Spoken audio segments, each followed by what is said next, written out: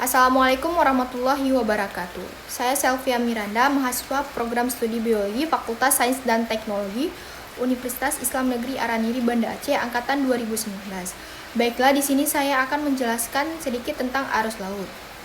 Arus laut adalah suatu pergerakan massa air secara vertikal serta juga horizontal, sehingga menuju suatu keseimbangannya, atau juga pergerakan air yang sangat luas yang terjadi pada seluruh lautan di dunia. Arus itu juga merupakan suatu gerakan mengalir suatu massa air yang disebabkan karena tipuan angin atau juga perbedaan densitas atau pergerakan gelombang panjang. Proses terjadinya arus laut yaitu ketika matahari memiliki pengaruh terhadap samudra dalam dua cara, yaitu yang pertama, matahari memanaskan atmosfer, menciptakan angin dan menggerakkan permukaan laut melalui gesekan atau friksi. Angin ini cenderung mendorong permukaan air sepanjang arah hembusan angin di atasnya. Meskipun angin cukup kuat mempengaruhi lapisan permukaan, pengaruhnya hanya kurang dari 100 meter kedalaman.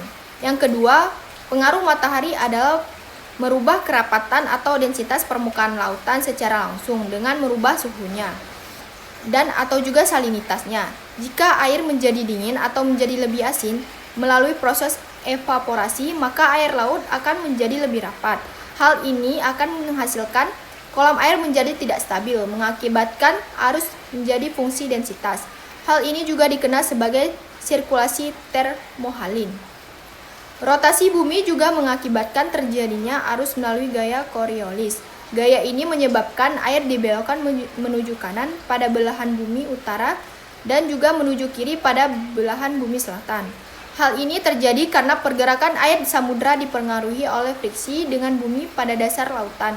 Dan karena kecepatan linear bumi menuju timur, nilainya menurun dari maksimum pada ekuator dan mendekati nilai nol pada kutub atau kecepatan regular tetapi tidak berubah. Parsel air pada bidang ekuator bergerak dengan kecepatan yang sama dengan kecepatan rotasi bumi. Jika parsel ini mulai bergerak menuju utara dan tanpa gesekan, maka pergerakannya akan cepat melebihi kecepatan rotasi bumi. Untuk mempertahankan momentum, mengakibatkan pergerakan akan lebih cepat menuju timur ketika menjauhi ekuator. Gaya Coriolis meningkatkan kecepatan arus ketika menjauhi ekuator.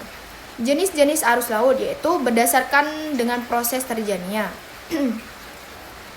Arus Ekman ialah arus yang dipengaruhi oleh angin. Arus termohalin ialah arus yang dipengaruhi oleh densitas serta gravitasi. Arus pasut ialah arus yang dipengaruhi oleh adanya pasut.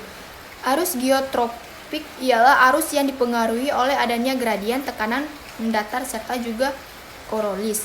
Arus wind drift current ialah arus yang dipengaruhi oleh adanya pola pergerakan angin serta terjadinya lapisan permukaan.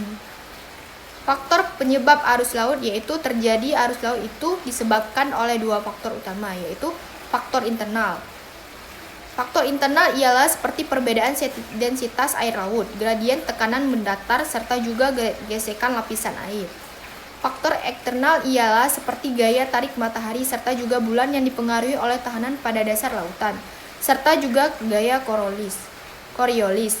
Gaya gravitasi, gaya tektonik, perbedaan tekanan udara, dan serta juga angin.